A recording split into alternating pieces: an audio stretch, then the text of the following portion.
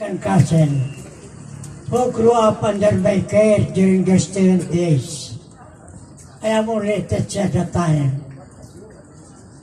But because of my health, the Master Sergeant Porfirio Trello, if not of my encouragement, perhaps he did not continue his studies in the military.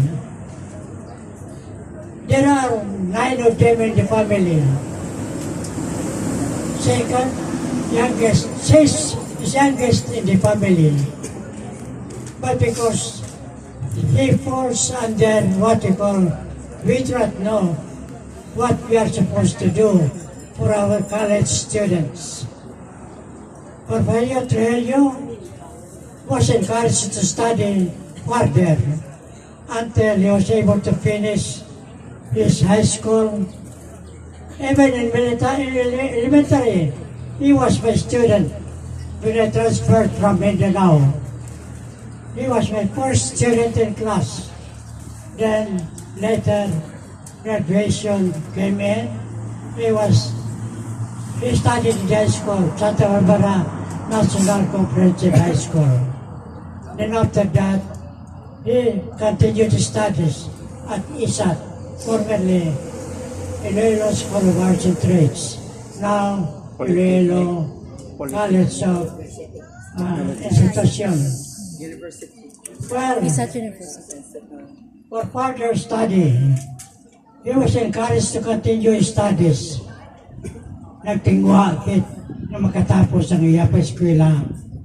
Ngayon, unfortunately, may recruitment party sa mga Marines. Madam Rular, no? Sunod man siya sa recruitment group. Rular. And he was able to pass the examination. Rular. And then later, he became one of the outstanding students in class. He even invented what you call rice cooker while a student in ISAT. He was outstanding in the invention of rice cooker. Then later, he continued his studies through my encouragement. I said, tapos ang eskwela mo para makabulig ka sa iyong pamilya. But that time, he was yet single. He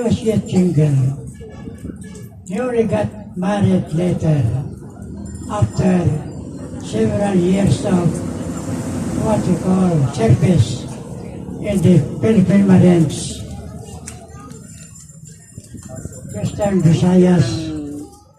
Ang misis niya, hindi lang ito na. Now, Tapos lang. Last lang. my cousin, After ka. Porfirio Trello, returned to Anita. Iloilo with her related experience Anita. as a Master Sergeant of the Philippine Marines. Many of them were what we call died because of Wife, no? encounter with Retired teacher. what you call Enemy of encounter with English. Muslims in Basilan. While he was able to make himself safe for any activity in the encounter, he returned to Iloilo in Santa Barbara, informing me nung nagpauli ako tungod nga hindi ko na kaya magatubang sa amon ng mga kontra ng mga Muslims. I said, okay lang, that is a challenge to yourself. Bumalik sa Mindanao, ikwento gihapon ng mga Muslims. Gayon siya ang nagbulos sa napatay ng mga opisyalis ng Philippine Marines. Siya naging Master Sergeant sa mga military. He was able to carry out his activities. He was able to carry out his, what you call, function as official of the Philippine Marines. Kaaguan talang kainom ka tubig nga puro dugo sa kanal nga nag-aagi. Kahit iban nga rimnon, kundi ang tubig na nakasamo sa mga dugo. Sa kanal. But the time, very good, Porfirio Trujillo was able to survive. Nakasalbar man. Pero Doro Kibana na nawala. Then until he became an official as master surgeon.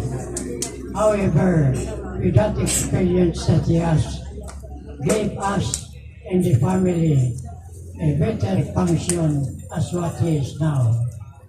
So my dear friends, wala akong nakakilala tungkol sa aton ng mga opisyalis. Colonel Isidro Mamarel, Colonel Hilario de Vera Jr. They are all responsible Philippine Marines in their respective duties sa diin pa nagtrabaho. Pasalamatan tagit sila tungkol nga nabuligan ng Pilipinas pareho kay Master Sergeant Porfirio Rivera Trujillo. He became an outstanding what you call Soldier of the Year in the Philippines that time. Well, thank you very much, my dear friends. What I have